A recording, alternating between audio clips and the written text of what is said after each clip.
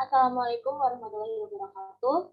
Yang saya hormati Ibu Fitri Nuraini MPD, selaku dosen pengampu mata kuliah pembelajaran biologi dan bumi antariksa di SD, dan teman-teman kelas 3D yang saya banggakan.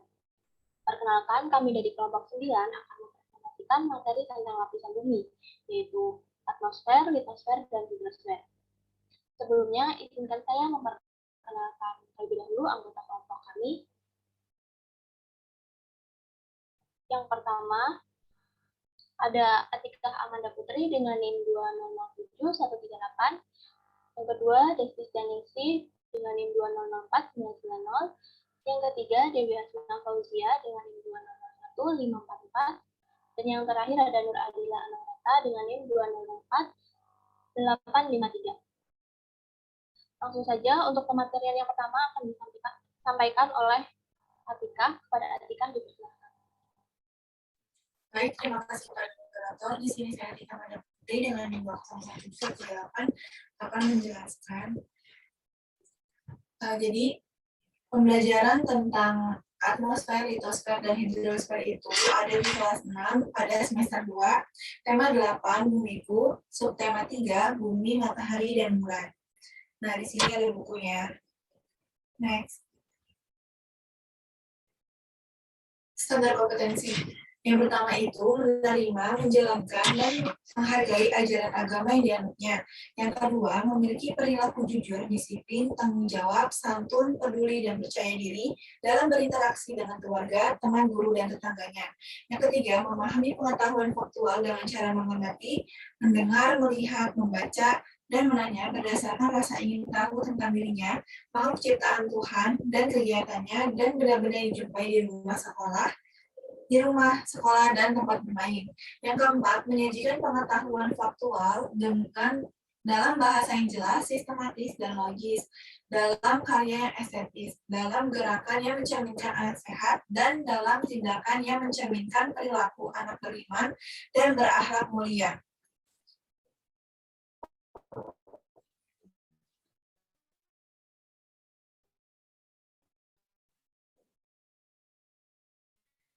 Selanjutnya, ada kompetensi dasar dan indikator. 3.1, memahami peta konsep proses terjadinya bumi. 7.3.2, mengetahui lapisan-lapisan pada bumi, yaitu lapisan atmosfer, lapisan kerak bumi, lapisan mantel bumi, lapisan inti bumi luar, dan lapisan inti dalam. 7.3.3, memahami fungsi dari lapisan atmosfer, litosfer, dan hidrosfer. 7.3.4, mengetahui susunan lapisan-lapisan atmosfer, litosfer, dan hidrosfer. Next. Nah, materi yang pertama itu ada atmosfer. Next. Jadi, pengertian atmosfer. Atmosfer itu adalah selubung gas atau lapisan udara yang menyelimuti permukaan bumi dengan ketebalan lebih dari 650 km. Next. Selanjutnya itu ada fungsi dari atmosfer.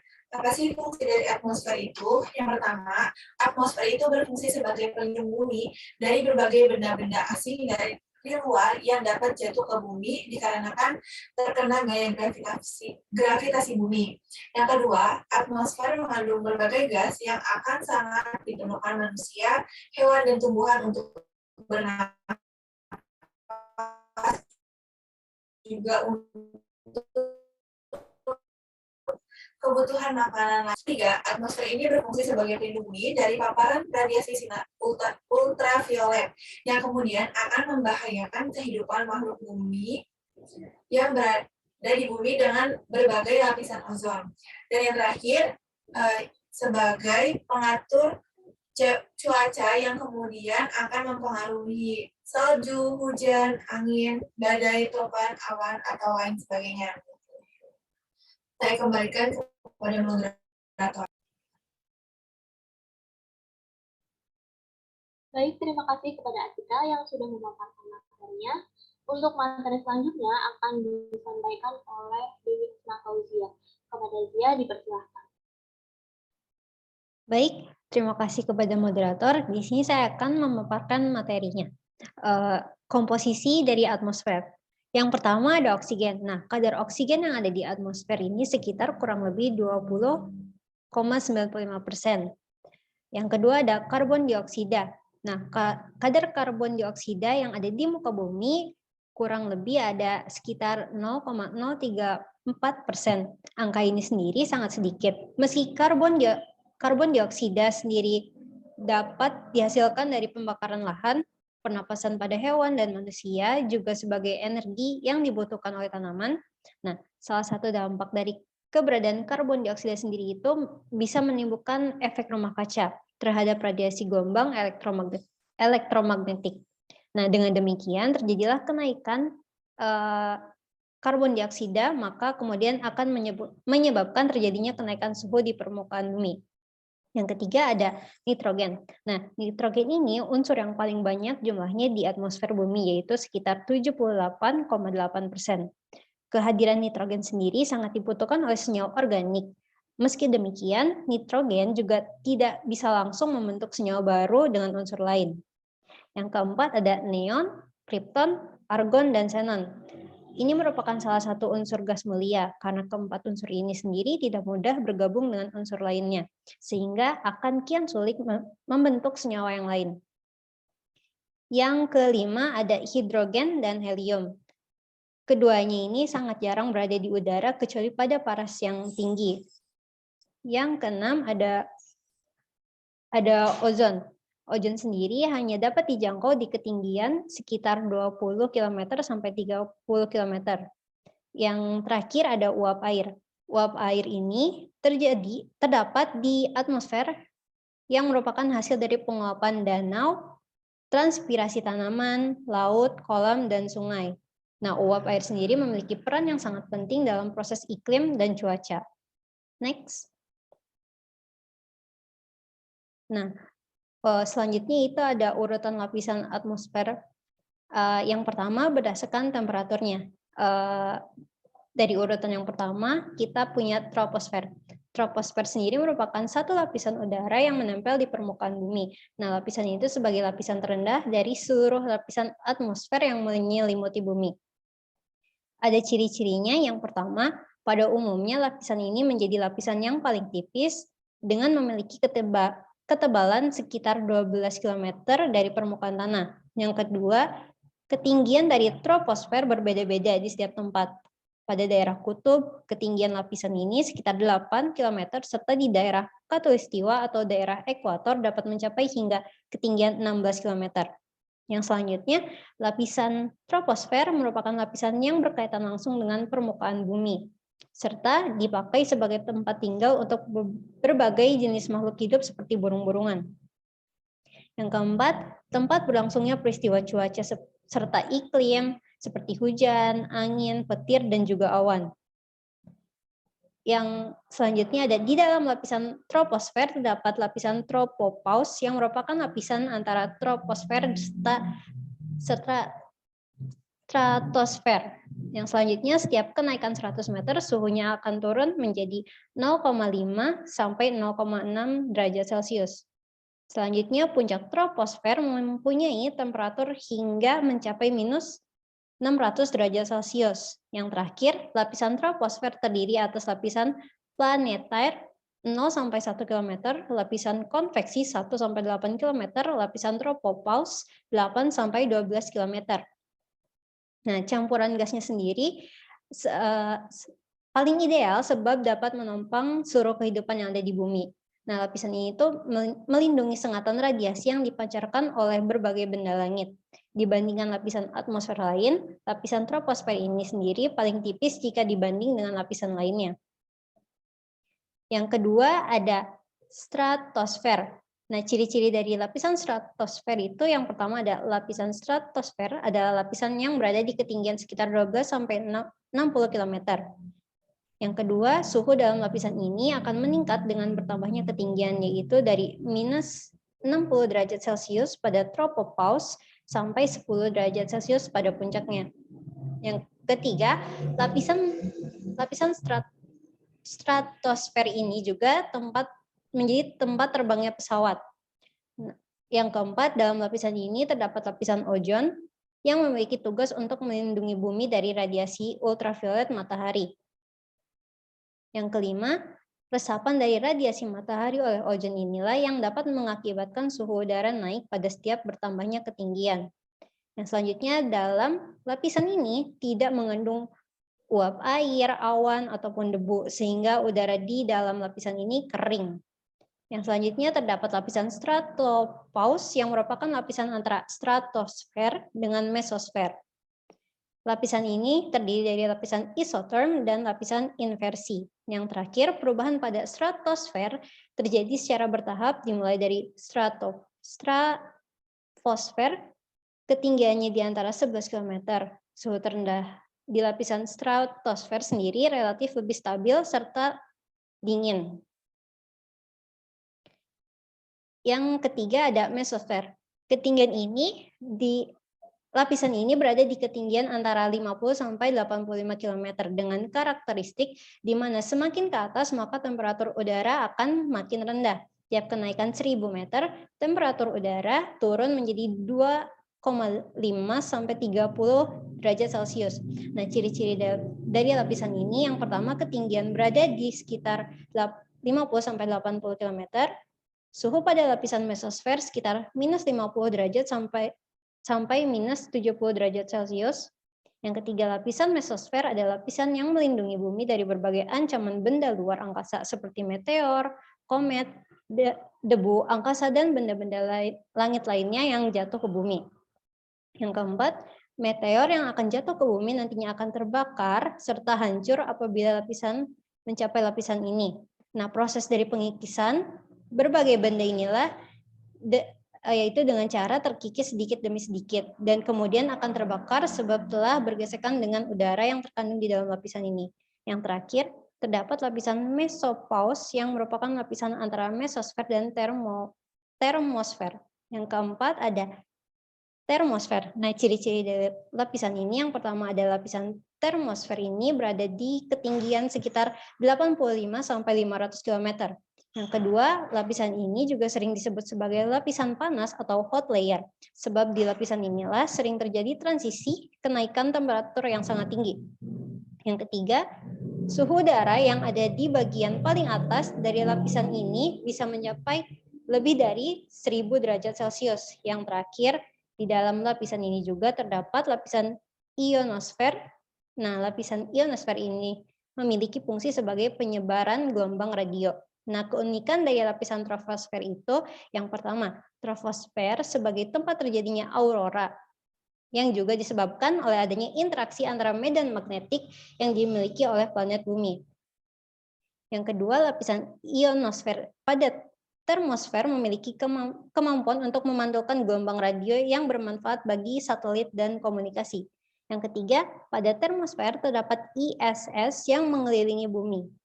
Yang terakhir, pada termosfer terdapat kandungan massa udara yang rendah dan bertemperatur tinggi, sehingga tak mampu mengantarkan panas ke benda-benda seperti satelit dan astronot. Yang kelima, ada eksosfer. Nah, lapisan eksosfer ini adalah satu lapisan dari atmosfer yang berada di bagian paling luar. Di dalam lapisan ini, berbagai molekul udara bergerak dengan cepat serta pengaruh gaya gravitasi bumi telah jauh berkurang, sehingga dalam lapisan ini berbagai gesekan benda di udara sudah jarang terjadi. Nah, pengaruh angkasa luar juga sudah terasa di lapisan ini. Pada lapisan ini sendiri terdapat berbagai refleksi cahaya matahari yang kemudian dipantulkan oleh partikel debu meteorik. Cahaya yang dipantulkan ini dikenal juga dengan cahaya zodiakal. Nah, ciri-ciri dari lapisan eksosfer adalah yang pertama, lapisan ini terletak di ketinggian 500 km ke atas. Yang kedua, lapisan eksosfer berada di bagian paling luar, sehingga pengaruh gaya gravitasi sangat kecil. Dan yang terakhir, kandungan gas atmosfer juga sangat rendah pada lapisan eksosfer ini. Karakteristik dari lapisan ini diantaranya yang pertama, eksosfer memiliki suhu yang tinggi, bisa mencapai 2200 derajat Celcius. Nah, eksosfer juga merupakan lapisan yang berbatasan langsung dengan angkasa luar. Eksosfer merupakan lapisan yang berbahaya dan yang terakhir pada lapisan eksosfer terjadi berbagai kehancuran benda-benda di luar angkasa. Yang selanjutnya ada lapisan atmosfer berdasarkan jenis dan kondisi gasnya. Yang pertama ada lapisan ozon atau ozonosfer. Lapisan ini berada di ketinggian 15 sampai 35 km. Sebagian ozon terdapat di semua atmosfer bagian bawah, namun kebanyakan juga terkonsentrasi di lapisan stratosfer. Secara alamiah, di ketinggian 15 sampai 35 km berlangsung pembentukan serta penguraian ozon dari oksigen diatomik serta monotomik dengan bantuan penyerapan dari radiasi ultraviolet. Apabila radiasi ultraviolet sampai ke muka bumi, maka hal tersebut dapat memicu terjadinya luka bakar, kanker kulit, serta kebutaan untuk manusia. Yang kedua ada lapisan ionosfer. Nah, lapisan ionosfer ini terletak di ketinggian 60 sampai 600 km. Ionosfer sendiri terdiri dari berbagai atom dan juga molekul yang kehilangan satu atau lebih elektron sehingga akan membentuk ion. Oleh sebab itu, lapisan ini disebut sebagai lapisan ionosfer. Lapisan ini juga sangat bermanfaat dalam bidang komunikasi sebab pada lapisan ionosfer bisa memantulkan kembali gelombang radio. Ionosfer terdiri dari 3 lapisan. Nah, ketiga lapisan tersebut yaitu lapisan D terletak di ketinggian 60 sampai 120 km, lapisan E yang terletak di ketinggian 120 sampai 180 km, dan yang terakhir lapisan F yang terletak di ketinggian 180 sampai 600 km. Sekian dari saya kembalikan kepada moderator. Baik, terima kasih Zia yang sudah memaparkan materi. Untuk materi selanjutnya akan disampaikan oleh Nur Adila. Kepada Adila dipersilakan.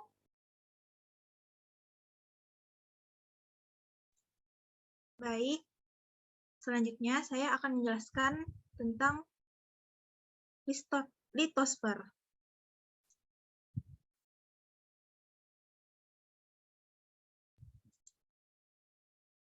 Yang pertama, pengertian dari litosfer.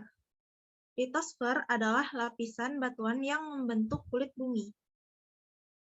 Litosfer merupakan lapisan bumi paling atas, setebal 66 km yang terdiri dari batuan. Oleh karena itu, litosfer sering diartikan sebagai pembentuk muka bumi yang terdiri dari batuan dan mineral. Selanjutnya, ada manfaat dari lapisan litosfer. Yang pertama, sebagai sumber energi, yaitu minyak bumi dan batu bara.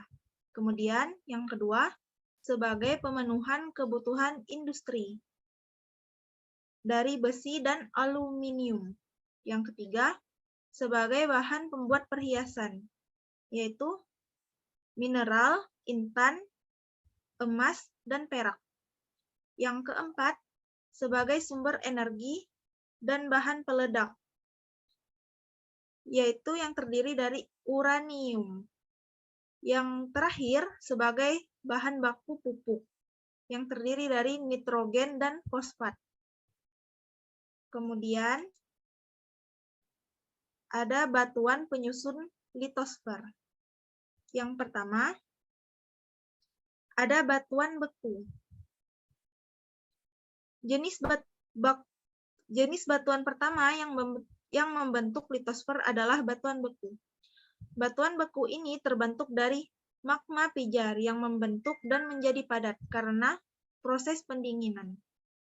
Yang kedua ada batuan sedimen. Nah,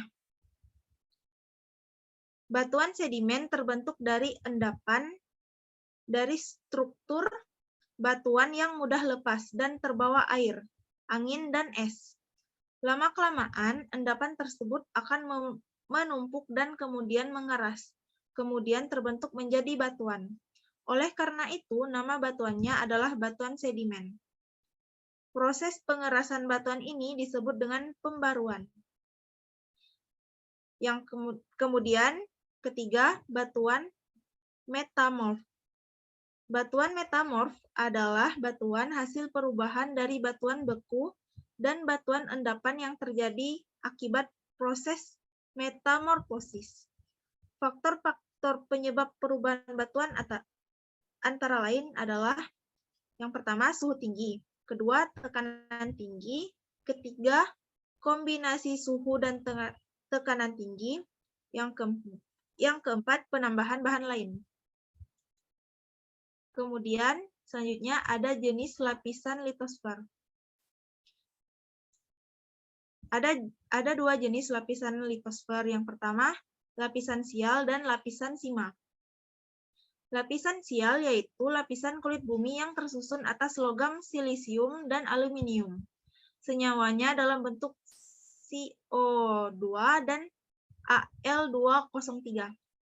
Ada lapisan sial, silisium, dan aluminium.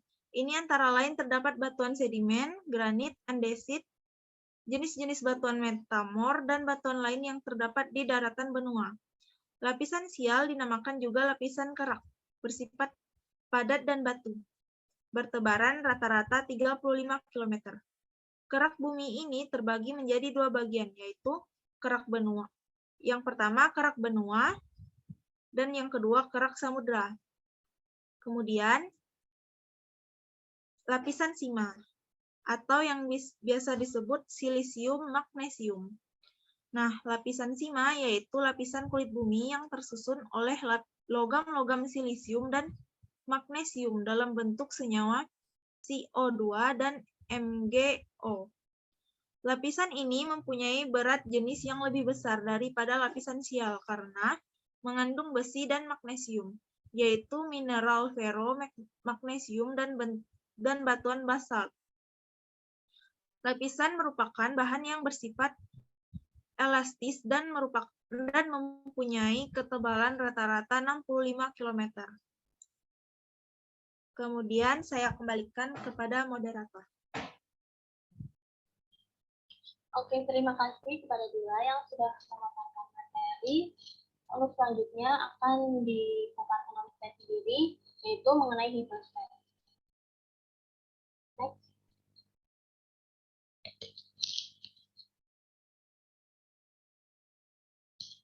Yang pertama, pengertian hidrosfer.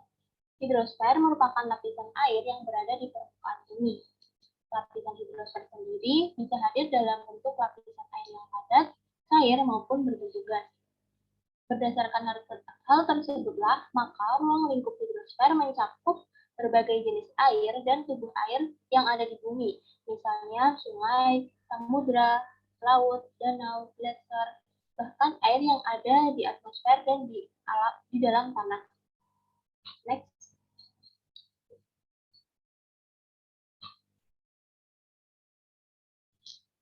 Yang kedua ada gejala-gejala hidrosfer.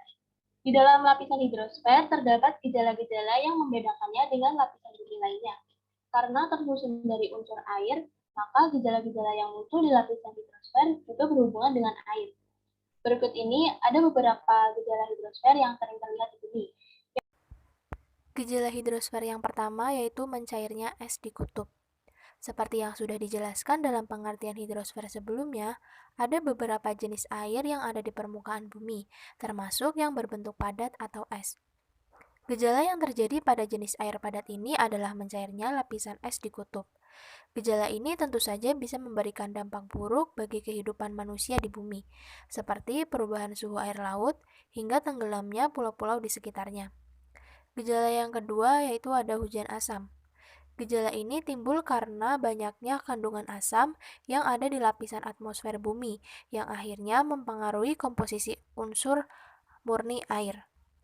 Air yang bercampur zat asam ini selanjutnya akan turun ke permukaan bumi dalam bentuk air hujan. Gejala hidrosfer yang ketiga atau yang terakhir yaitu terjadinya banjir. Banjir adalah gejala hidrosfer yang paling sering terjadi di permukaan bumi.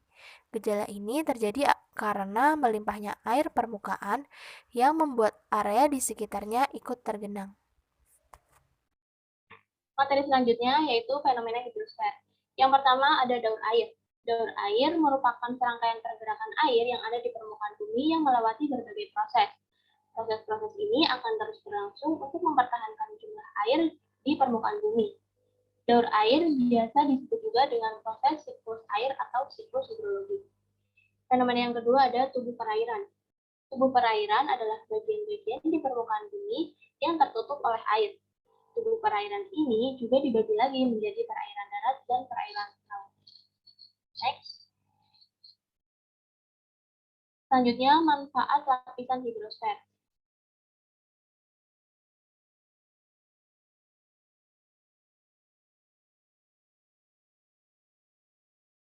Yang pertama, sebagai sumber energi bagi tubuh. Yang kedua, sebagai sarana transportasi. Yang ketiga, bahan utama proses fotosintesis pada tumbuhan. Dan yang terakhir, sumber mata pencaharian manusia. Next.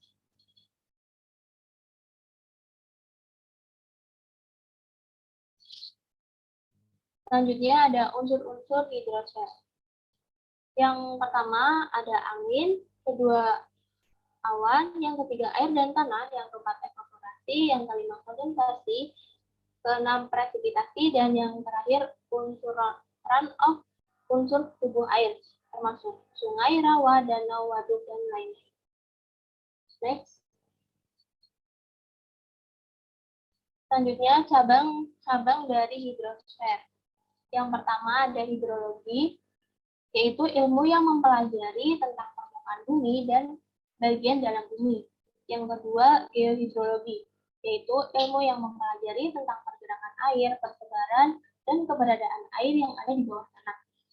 Yang ketiga, glasiologi, yaitu ilmu yang mempelajari tentang es, gletser, atau yang berkaitan dengan es.